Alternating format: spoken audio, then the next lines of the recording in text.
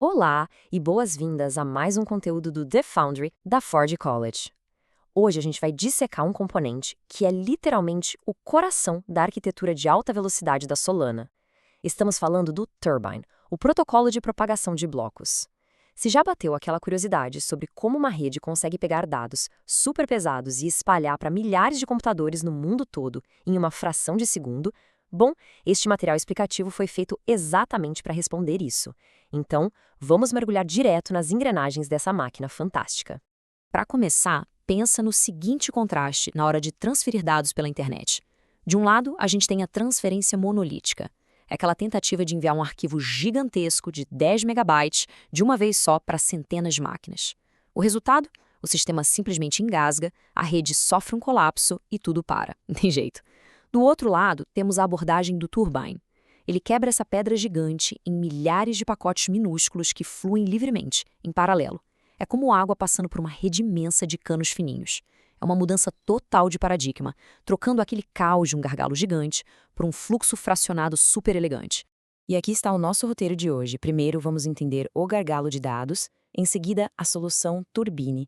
Depois, vamos ilustrar tudo com o revezamento de diligências. O ponto 4 vai cobrir as configurações e modos de falha, e a gente fecha com a sinergia no ecossistema. Certo, seção 1. O gargalo de dados e o grande risco de paralisação da rede.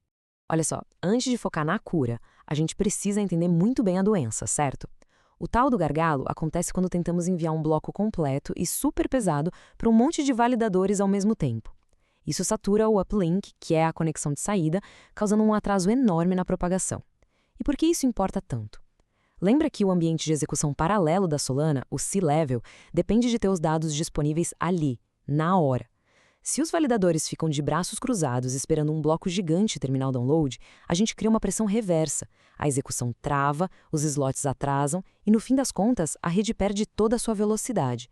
É basicamente como ter um motor de Fórmula 1 tentando puxar um trailer de carga pesadíssimo. Vamos para a seção 2, a solução Turbine. Como funciona essa distribuição fragmentada e paralelizada? Bom, para contornar esse congestionamento fatal, entra em cena nosso herói de hoje, o Turbine, que é o subsistema de entrega de dados da Solana. Ao invés de mandar o bloco inteiro de uma tacada só, ele pega esse pacotão e estilhaça em pacotinhos menores. E aí transmite isso usando uma árvore de distribuição que a gente chama de fan-out. A sacada genial de design aqui é garantir que nenhum nó da rede precise baixar um bloco completo direto de uma única fonte centralizada. A carga é dividida de um jeito muito inteligente para ninguém ficar sobrecarregado. A mecânica da coisa toda acontece em 3 passos centrais. Primeiro, fragmentar. Os dados são cortados e recebem identificadores e verificações de integridade. Segundo passo, distribuir. Esses pedacinhos são disparados pela nossa árvore de fan-out, o que multiplica os canais paralelos. E o terceiro passo, remontar. Na ponta final, os nós recebem as peças de várias fontes diferentes e usam buffers e verificadores matemáticos como checksums para reconstruir aquele bloco lá do início. O mais legal de entender é que enquanto a fragmentação tira o peso da banda, a árvore paraleliza o trabalho na rede toda. Indo para a seção 3. Vamos deixar tudo mais visual com a metáfora do revezamento de diligências. Imagina o seguinte cenário, a gente tem uma carga imensa para transportar. Se colocarmos tudo numa carroça gigante, as estradas de terra vão virar um caos e o trânsito no depósito principal vai simplesmente travar. Em vez disso, a gente faz assim. O depósito central atua como o líder, o produtor do bloco. Essa carga gigantesca é dividida em pequenas encomendas, que são os nossos fragmentos do Turbine. Aí, a gente entrega essas encomendas para várias diligências super rápidas, que são os peers intermediários, os computadores no meio do caminho. Por fim, essas diligências passam as caixas para os mensageiros locais, que são os validadores lá na ponta. Assim, as estradas mais estreitas são usadas com eficiência máxima, sem nenhum engarrafamento na origem. E tem um detalhe fantástico: o sistema é brilhante em lidar com imprevistos. Se uma diligência quebrar no meio da estrada ou pegar muito trânsito, sem problemas. As outras continuam rodando e entregando as peças.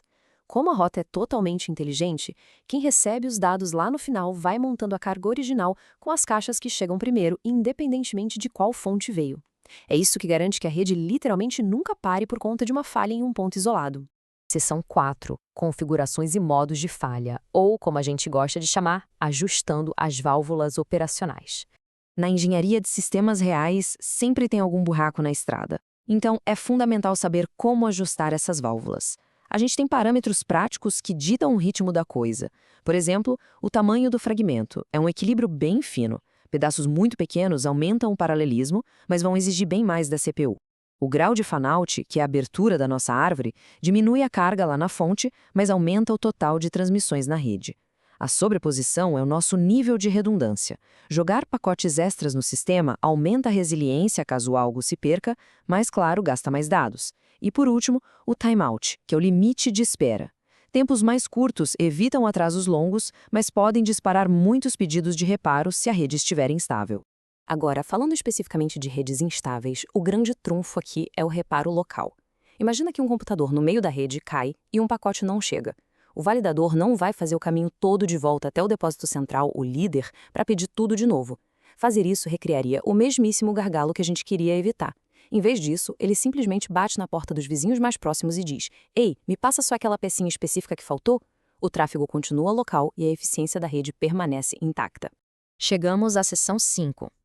Vamos falar sobre a sinergia no ecossistema e conectar tudo isso com o Gulfstream. Como o Turbine interage com o resto das engrenagens da Web3? Bom, se a gente lembrar do estudo de caso de eficiência do protocolo Gulfstream que vimos em outro momento, as peças se encaixam perfeitamente. Pensa o seguinte, de um lado, o Gulfstream trabalha no pré-bloco, mandando as transações antecipadamente para quem vai liderar a rede. É como se os correios já deixassem as cartas pré-separadas. Do outro lado, entra o Turbine, trabalhando no pós-bloco, pegando esses dados que já foram selados e propagando tudo com extrema agilidade. Ou seja, o Gulfstream minimiza o atraso antes do bloco existir e o Turbine cuida do atraso depois que ele é criado. Juntos formam metades perfeitas de um gasoduto de dados contínuo e ininterrupto. Fazendo aquele resumo rápido e tático da nossa análise de hoje. Número 1. Fragmentar os dados é a chave para viabilizar a entrega paralela e aliviar as conexões. Número 2. Usar a arquitetura em árvore, o fan-out, distribui a carga de um jeito totalmente orgânico pela rede, em vez de focar tudo num ponto só. E número 3. Confiar nos mecanismos de reparo local, com a dose certa de redundância, garante que pequenos erros não virem uma bola de neve de atrasos gigantescos. É tudo uma questão de precisão e equilíbrio dessas variáveis. E para fechar, fica aquela provocação de sempre.